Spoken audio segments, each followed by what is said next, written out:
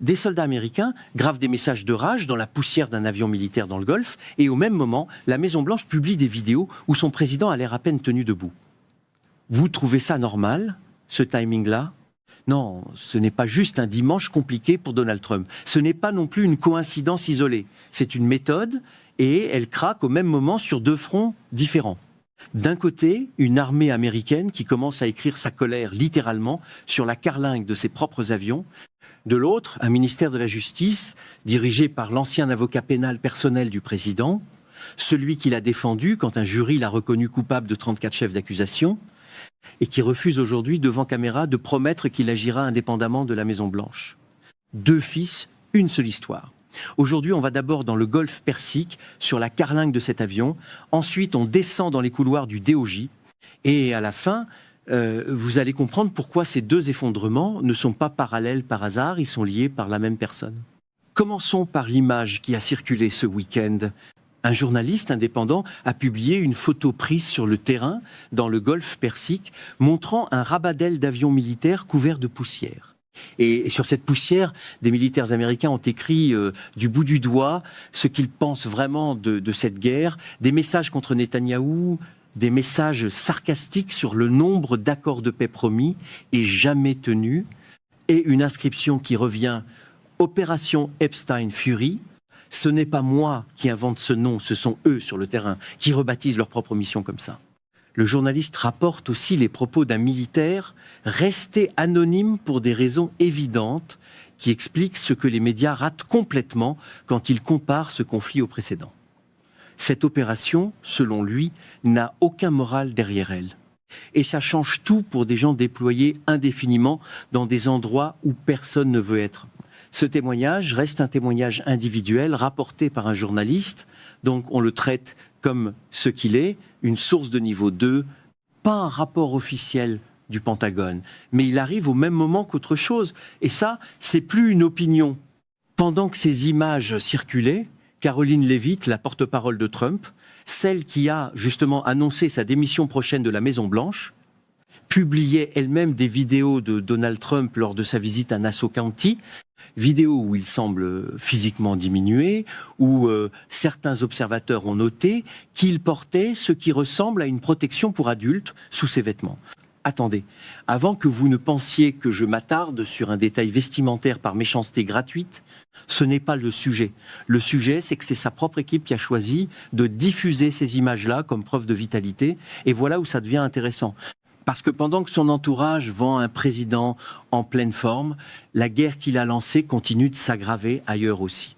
Le même week-end, un drone russe Shahed a frappé un centre commercial en périphérie d'Odessa, blessant 2 personnes, pendant que l'invasion de l'Ukraine par la Russie se poursuit sans qu'aucune de ses promesses de médiation ne produise le moindre résultat vérifiable. Et c'est là que le fait établi entre en scène. Axios, sous la plume de Barak Ravid, rapporte que l'administration Trump a mis en place, dès la mi-mai 2026, un canal secret vers le corps des gardiens de la révolution iranien, en passant par le président de la région du Kurdistan irakien. Le problème central, selon cet article, c'est que Washington ne sait toujours pas exactement à qui il parle en Iran. 6 mois après le début de cette histoire, l'administration qui prétendait avoir déjà négocié la paix reconnaît, dans un article qu'elle a elle-même orchestré avant l'ouverture des marchés, qu'elle ne sait toujours pas qui dirige vraiment en face. Bon, à ce stade, on pourrait se dire que c'est juste de la diplomatie compliquée, que c'est le lot de toute négociation internationale.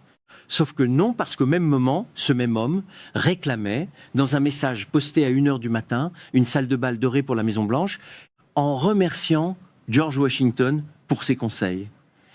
Regardez bien ça. C'est pas une blague que je fais pour vous faire rire. Le président des États-Unis a littéralement remercié par écrit un homme mort en 1799 pour des idées architecturales. Pendant ce temps-là, ses propres forces navales, celles qu'il appelle fièrement des pirates, se retrouvent empêtrées dans un scandale qu'elles ont d'abord tenté d'étouffer. Voici le deuxième pilier de ce premier fil.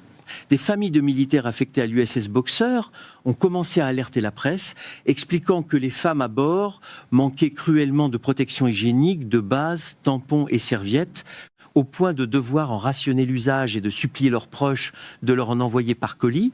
Ce sont des témoignages de famille, rapportés notamment par le réseau Medastoch et repris par plusieurs médias, donc un fait de niveau 2, sourcés à des proches nommés dans les reportages originaux, pas une allégation anonyme en ligne.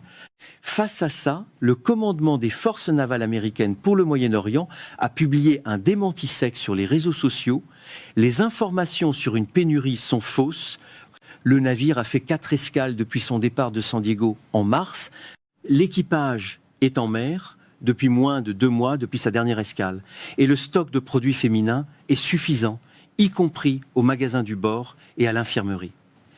Ce communiqué-là, c'est un fait établi, il existe, il est public, on peut le citer texto.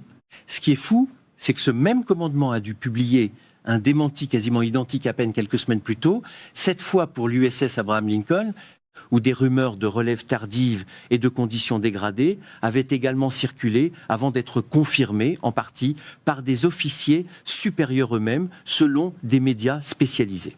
Ce n'est pas un accident de communication isolé, c'est un schéma.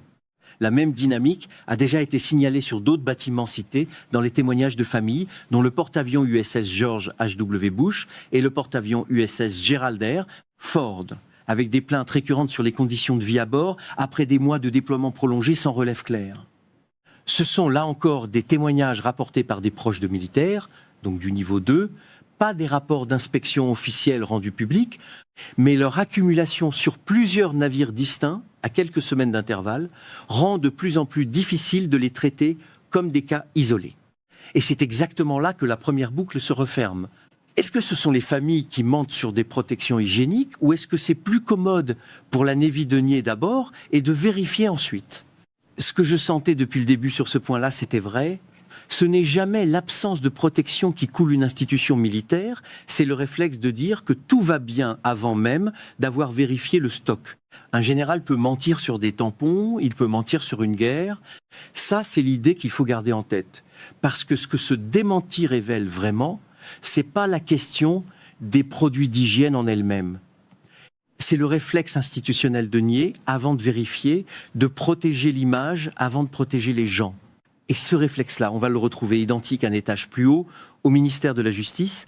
Alors honnêtement, il faut reconnaître l'argument le plus solide du côté de l'administration ici, parce qu'il existe et il a une vraie cohérence. N'importe quel exécutif, y compris démocrate, a le droit de consulter le président sur les priorités de sécurité publique. L'article 2 de la Constitution donne au président l'autorité sur l'exécutif fédéral et un ministre de la Justice qui ignorerait totalement les priorités de l'élu perdrait toute légitimité démocratique. Ce n'est pas un argument ridicule. Plusieurs juristes sérieux le formulent sans être des inconditionnels de Trump. Sauf que Todd Blanche n'a pas défendu cette version nuancée-là. Face à Kristen Welker sur NBC, quand on lui a demandé s'il pouvait promettre que le ministère de la Justice agirait toujours indépendamment de la Maison-Blanche, il a répondu texto qu'il n'allait pas promettre ça, pas une seconde, et qu'aucun ministre de la Justice ne devrait jamais faire une telle promesse. Ce n'est plus de la consultation raisonnable entre un président et son administration. C'est un renoncement public filmé, assumé, à l'indépendance elle-même, et c'est même pas le plus gros morceau de cette histoire. Parce que, quelques jours après sa confirmation par le Sénat, Todd Blanche est monté sur scène à Nassau County, aux côtés de Donald Trump, lors d'un événement de campagne pour Bruce Blackman, le candidat républicain au poste de gouverneur de New York. Cet événement, confirmé par plusieurs médias, dont Fox 5 New York et Democracy Docket, s'est tenu 81 jours avant les élections de mi-mandat. Aucun démocrate n'y a pris la parole. Todd Blanche, ministre de la Justice des États-Unis, censé représenter tous les Américains sans distinction de parti, a personnellement félicité Blackman pour son soutien aux forces de l'ordre devant une foule de policiers et de cadets de l'Académie de police. Attardez-vous une seconde là, dessus. Ce n'est pas une opinion que je vous donne, c'est un fait établi, documenté par plusieurs rédactions distinctes, dont certaines pas particulièrement hostiles à l'administration. Et quand le sénateur Bill Cassidy, celui-là même qui a voté pour confirmer Todd Blanche, s'est fait interroger là, dessus par Jake Tapper sur CNN le 6 août, sa réponse tient en une phrase magnifique de mauvaise foi. Il n'avait rien vu de tout ça avant cette minute précise. Un sénateur médecin censé exercer une surveillance sérieuse sur les nominations qu'il confirme, qui découvre en direct à la télévision ce que son propre candidat a fait quelques jours après son investiture. Vous voyez le problème? C'est pas anodin ce qui se passe là, parce que ce même Bill Cassidy, dans la même interview, a fini par lâcher quelque chose de bien plus inconfortable pour lui. Quand Jake Tapper lui a demandé si Donald Trump avait raison de dire que scinder le vaccin rougeole, oreillon, rubéole en 3 injections séparées ne présenterait aucun risque et pourrait sauver des millions de vies, Cassidy, médecin de formation, a répondu que si ce n'était pas potentiellement tragique, on en rirait. Il a expliqué, chiffre à l'appui, qu'au lieu de 2 visites chez le médecin, les familles devraient désormais en faire 6. Au lieu de 2 piqûres, l'enfant en recevrait 6. Et que chaque visite supplémentaire coûterait de l'argent aux assurances, donc, au final, aux familles elles-mêmes à travers leurs primes. Il a poursuivi la BBC pour 10 milliards de dollars pour une interview qu'il juge malhonnête, mais il refuse de fournir un seul document justifiant ses propres chiffres sur des vaccins qui existent depuis des décennies. En clair, il attaque tout le monde sur des preuves, sauf quand c'est à lui de les produire. Ce même Bill Cassidy avait pourtant, quelques mois plus tôt, aussi voté pour confirmer Robert Kennedy Jr. à la tête du ministère de la Santé, alors même qu'il savait, en tant que médecin, exactement où ça allait mener. C'est pas de la maladresse. C'est une manière de faire, répétée assez souvent pour ne plus être accidentelle, confirmer d'abord, s'inquiéter publiquement ensuite, et ne jamais tirer les conséquences de son propre vote. Le problème, c'était pas l'absence de garde-fous au Sénat. C'était des sénateurs qui savaient très bien où étaient les garde-fous et qui ont choisi de les enjamber quand même. Et pendant que cette histoire de vaccin occupe l'attention, le ministère de la Justice continue, sans trembler, une bataille bien moins visible, mais tout aussi révélatrice. Interrogé sur le fait que le DOJ a perdu 22 procès distincts en tentant de forcer des États à lui remettre leur liste électorale complète, Todd Blanche n'a pas reculé d'un centimètre. Il a répondu que le ministère s'appuie sur une loi votée par le Congrès qui les autorise, dans certaines circonstances, à examiner ces listes et qu'il n'a aucune intention d'arrêter.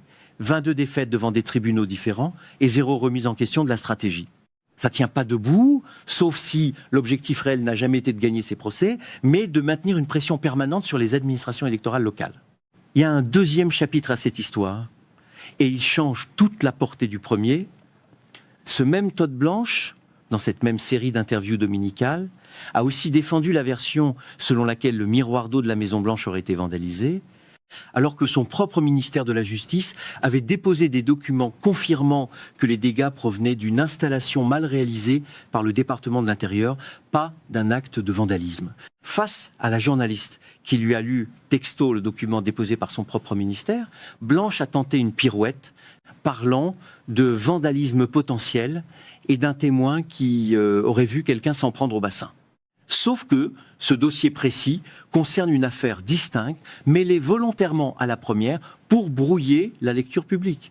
Ce sentiment que vous aviez, que quelque chose clochait dans cette histoire de bassin, soi-disant vandalisé, il était juste. Parce que ce n'est jamais un ministre de la Justice indépendant qui invente une confusion entre 2 dossiers pour protéger le récit personnel de son ancien client devenu son patron. Le problème, c'était pas l'absence de réponse de Todd Blanche à ces questions. C'était que chaque réponse confirmait, un peu plus, qu'il n'y a plus de séparation réelle entre l'homme qui a défendu Donald Trump devant un jury et l'homme qui décide aujourd'hui, à sa place, qui le ministère de la Justice va poursuivre. Revenez avec moi à la question du départ. Des soldats qui gravent leur rage dans la poussière d'un avion et un président dont l'équipe diffuse elle-même des images de fragilité physique le même week-end. Vous êtes venu pour un moment gênant dans l'actualité américaine. Vous repartez avec la preuve que 2 institutions entières, l'armée et la justice, sont dirigées selon le même réflexe précis. Nier d'abord, couvrir ensuite, et ne jamais admettre qu'un système entier montre des signes de fatigue au même moment. Que les grands médias conservateurs n'en parlent presque pas ensemble, la fatigue militaire et la capture du DOJ comme un seul et même symptôme, ce n'est plus vraiment un hasard. Fox News a préféré ce dimanche vanter les baisses d'impôts permanentes de la grande loi budgétaire, plutôt que d'expliquer pourquoi son ministre de la Justice refuse de promettre son indépendance devant une caméra nationale. En restant sur les chaînes qui répètent que tout va bien, cette structure-là, vous ne la voyez jamais. Ce n'est pas un accident de communication, c'est une méthode, appliquée à l'armée, à la justice et à la diplomatie en même temps. Ce qui devrait nous inquiéter, franchement, ce n'est pas seulement un ministre partisan ou un porte-avions mal ravitaillé. C'est qu'aucune de ces institutions n'a encore payé de prix réel pour avoir menti d'abord et vérifié ensuite. Et rien ne dit que ça s'arrête là. Pendant que cette question reste sans réponse, ce sont les familles de militaires qui économisent des tampons dans un porte-avions et les électeurs de dizaines d'États qui voient leur liste réclamée procès après procès, qui absorbent le coût réel de tout ça, pendant que le ministre de la Justice, lui, continue de faire campagne à la place de faire son travail. Vous voulez savoir ce qui se passe quand le Sénat devra à nouveau confirmer une nomination de cette administration? Restez avec moi, abonnez-vous à la chaîne, parce que cette histoire est loin d'être terminée.